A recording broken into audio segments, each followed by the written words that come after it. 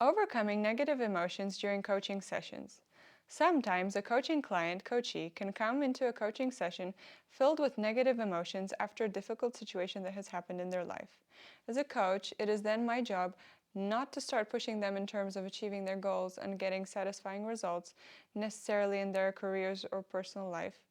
My job in such a situation is first of all to help them through their negative emotions, to support them, and to help them feel more relaxed. And to do this also by staying a little longer with them in the conversation, in the present moment part of it all with them.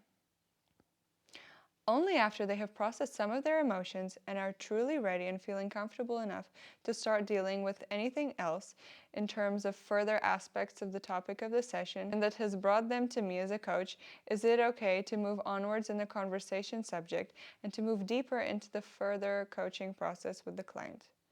Knowing that the person is truly willing to talk about any other subject, an issue that they may wish to handle during the coaching session or sessions, allows me to proceed with the further parts of the coaching process.